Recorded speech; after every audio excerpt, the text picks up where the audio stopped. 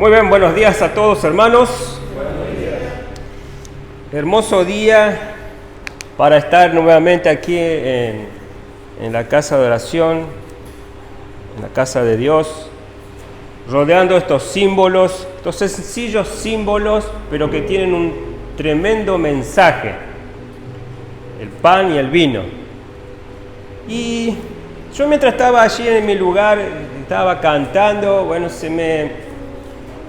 yo traje acá un mensaje que armé, pero es como que se me dio vuelta todo y en esta mañana quería dar una reflexión de otra perspectiva.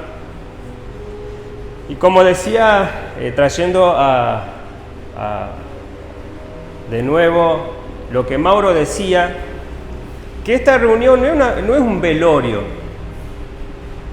porque más allá de que estamos recordando, haciendo memoria por la muerte del Señor Jesús, allí en la cruz del Calvario, dice la Escritura que Él murió, el justo murió por el injusto, que éramos nosotros, y entregó su vida allí en la cruz. Cada gota derramada fue gotas de amor hacia la humanidad. Y nosotros recordamos eso a través de los símbolos, pero también recordamos y anunciamos su resurrección. Y no un domingo más de resurrección, sino porque Él ha resucitado de los muertos. No solamente murió en la cruz, sino que ha resucitado de los muertos. Eso festejamos hoy. Por esto no es un velorio, sino que es una fiesta.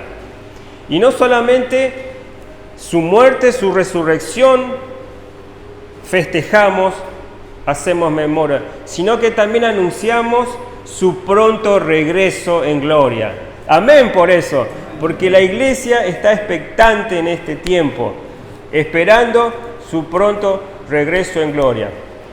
Como les decía antes, yo pensaba ahí con las canciones, con las letras de las canciones, y con lo que el Señor va poniendo diariamente a través de su enseñanza, a través de su palabra en nosotros.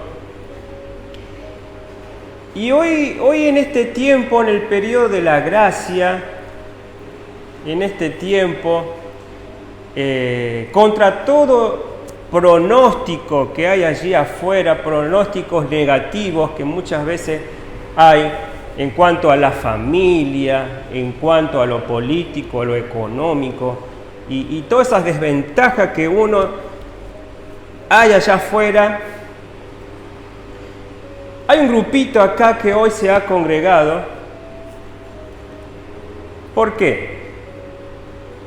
Porque en este tiempo de la gracia, y cuando nos arrepentimos y abrimos nuestro corazón y el Señor Jesús entró a morar en nuestras vidas, Él empezó a hacer un cambio, una transformación, y a través de su enseñanza Él fue abriendo nuestro entendimiento y comprendiendo y entendiendo quién es Jesús, qué hizo, qué hace y qué hará. No es difícil hoy, a través de la fe, comprender qué es lo que el Señor Jesús tiene para cada uno de nosotros. Eso sí, si nosotros a través de la fe le pedimos que el Señor nos abra el entendimiento.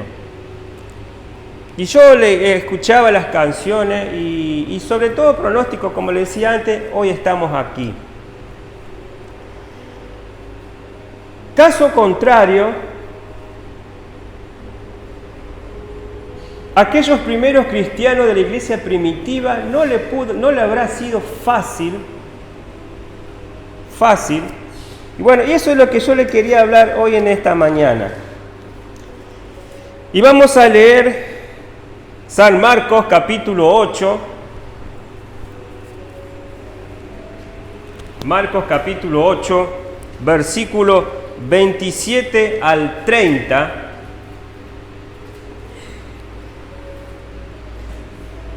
Dice el título de este pasaje: la confesión de Pedro.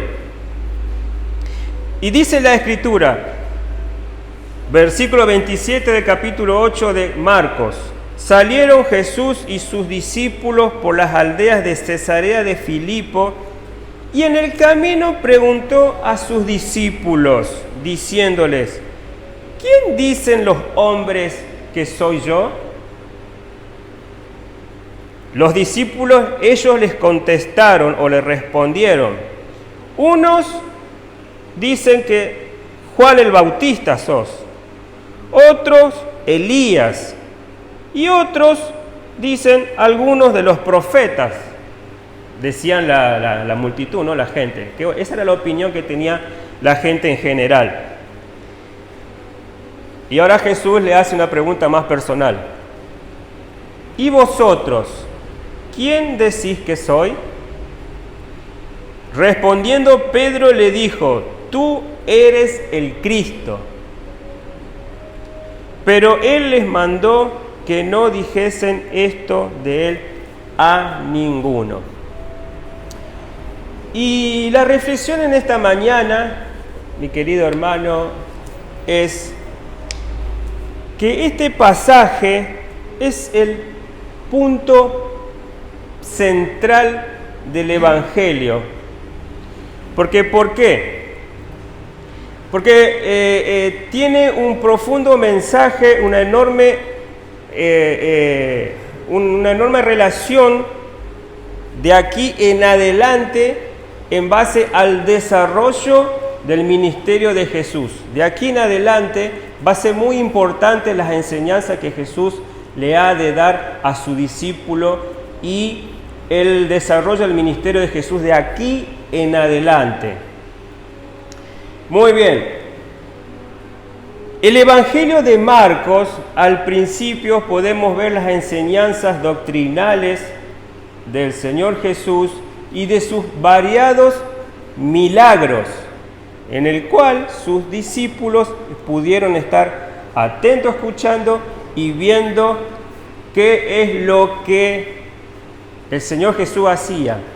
Pero el Señor Jesús aquí en este pasaje se detiene para ver en qué situación se encontraban los discípulos. En primer lugar, las personas, qué opinión tenían sobre él, y sobre todo, en qué situación estaban parados los discípulos de él frente a todo lo que él hacía y decía. Y llegamos a este pasaje. Entonces, ¿qué hace el Señor Jesús? Los aparta a sus discípulos, dice, a la región de Cesarea de Filipo, y allí les pregunta acerca de la opinión de que la gente tenía sobre él. Y bueno, y los discípulos le contestan: sí, algunos dicen que sos Elías, otros, algo más reciente, Juan el Bautista, o algún profeta que está anunciando el pronto regreso del Mesías, y así. La gente tenía una buena opinión acerca del Señor Jesús. Pero que Jesús no se quedó con eso, entonces le pregunta a su pequeño grupito de discípulos: ¿y ustedes? ¿Quién cree que soy yo?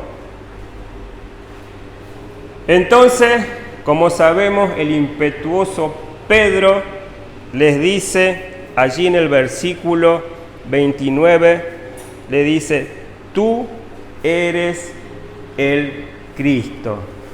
Tú eres el Cristo. Y cuando Pedro confiesa en nombre del grupo que él estaba representando, de los discípulos, que él era el Cristo, él allí Jesús le dice que no dijeran a nadie esto que se había confesado. ¿Pero por qué? Porque todavía ellos habían comprendido allí que Jesús era el Cristo, pero no era suficiente. Porque ellos hubiesen agarrado a Jesús sabiendo que era el Cristo, el Mesías, y lo llevaban a Jerusalén. ¿Para qué? Para que tome el trono y gobierne allí en Jerusalén, el trono de su padre David. Eso era lo que ellos querían en ese tiempo. Estaban esperando que venga el Mesías y tome el trono allí en la cruz, en Jerusalén, y que reine allí. Pero no, ese no era el motivo del Señor Jesús allí. Ese no era el motivo principal el cual Jesús había venido a este mundo. Entonces tenía que enseñarle ese momento. Entonces el Señor Jesús le dice que le era necesario padecer mucho y ser desechados por los ancianos, por los principales sacerdotes y por los escribas, y ser muerto y resucitar después de los 3 días. Este pasaje lo podemos encontrar en el versículo 31, allí abajo, cuando Jesús anuncia su muerte. Pero ¿qué pasa acá?, dicen los discípulos. ¿Qué sucede acá? Después de tanto tiempo estamos esperando el Mesías para que venga y lo pongamos en el trono en Jerusalén, para que allí reine y nos libre del yugo de Roma, en el cual estábamos años y años. Pero no, ese no era el propósito de Jesús. Por eso, de este pasaje en adelante, el Señor Jesús enseña a sus discípulos cuál era su verdadero propósito en esta tierra. No sentarse en un trono y reinar, sino que su propósito final era la cruz. Y ellos tenían que comprender eso, y era como que estaban ahí no entendían nada. Él tenía que morir en expiación en una cruz. Ese era su propósito final. Y ahí en Cesarea de Filipo, una ciudad, Cesarea viene en honor a César, era una ciudad en cual había muchos templos, era una ciudad muy pagana, muy idólatra. Y Jesús los traslada allí en solitario a ellos y les enseña. Imagínense los creyentes de aquel tiempo en una ciudad con toda esa idolatría, y los mismos hermanos que estaban allí en ese tiempo, que tenían que elegir entre un humilde carpintero que no tenía nada, ni riquezas ni dinero, y elegir entre César, que tenía sus imponentes templos, había conquistado todo el mundo en aquel tiempo, maravillas, y sin embargo los creyentes de aquel tiempo tenían que elegir: creer en un humilde carpintero que era el Mesías que ha de venir, o seguir a César y con sus cosas. Yo pienso que era un tiempo muy difícil para aquellos primeros cristianos. Y lo tenían ahí en el medio.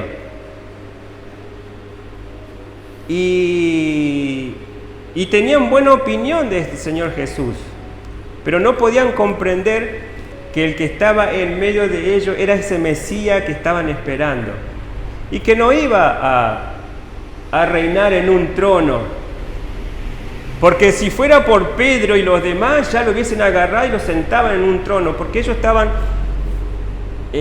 esperando otra cosa, en base a la fuerza, el dinero, el poder y sabidurías humanas. Pero no, el Señor Jesús era al contrario. Él tenía que morir en una cruz en expiación por cada uno de ellos. Y no entendían No entendían como ese ciego que podemos ver en unos versículos anteriores, que el Señor Jesús va y le da ese toque para que recobre la vista, y él dice, ¿y ves? Y Jesús le dice, ¿vos ves? Sí veo, pero veo a los hombres como árboles. No alcanzaba todavía a ver. Pero el Señor Jesús le tuvo que dar un segundo toque. Y allí se le abrió el panorama. Pudo ver. Ahora sí veo. El Señor Jesús le dio un segundo toque. Contra todo pronóstico que en ese tiempo tenían aquellos creyentes, pudieron confesar: sí, tú eres el Cristo. Y bueno, tenía un montón de cosas más para decir, pero en esta hora la reflexión es, hermano, hoy, en este primer día de la semana, hoy domingo, nos hemos reunido un grupo, como en aquel tiempo, un puñado de discípulos, contra todo pronóstico que hay allá afuera. Un día nosotros creímos en aquel humilde carpintero, el Señor Jesús, el Mesías. Él vino un día a nuestras vidas, pudimos abrir nuestro corazón y Él vino a morar porque nos arrepentimos y creímos en esa muerte expiatoria. Porque Él vino a reinar, sí, pero a reinar en nuestro corazón. No a sentarse en un trono, sino a morir en una cruz. Y sobre todo pronóstico, hoy confesamos que Él es el Cristo. Y por eso hoy le damos toda la adoración, porque Él murió en una cruz y resucitó al tercer día y estamos esperando su pronto regreso. Y en esta hora, hermano, nos queda solamente agradecer porque Él nos salvó, nos amó, nos perdonó, nos rescató para darnos vida y vida eterna, hermano. Agradezcamos en este tiempo, postrémonos delante de Él y cada vez que participemos de los símbolos, agradezcámoslo, démosles gracias por lo que Él hizo por cada uno de nosotros. Vamos a orar en este tiempo y voy a pedir por el pan que simboliza su cuerpo, ese cuerpo que fue maltratado, herido, lacerado, azotado por cada uno de nosotros. Vamos a orar. Señor, muchísimas gracias te doy en esta hora.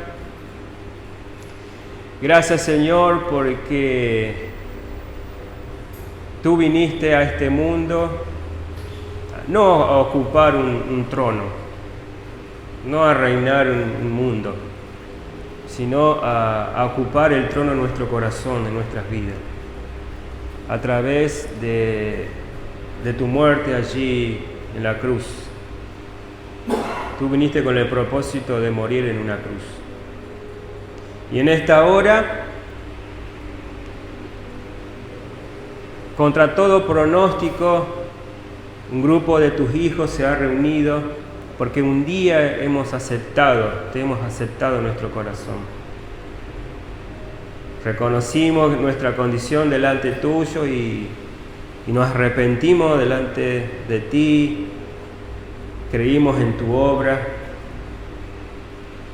y tú me perdonaste, tú nos perdonaste, oh Dios, oh Jesús. Por eso en esta hora queremos recordar en esta fiesta a través del pan, de este sencillo símbolo, el pan que simboliza tu cuerpo entregado y muerto allí en la cruz. Gracias por este tiempo y te pedimos por este pan y por cada hermano que ha de participar de él. Amén.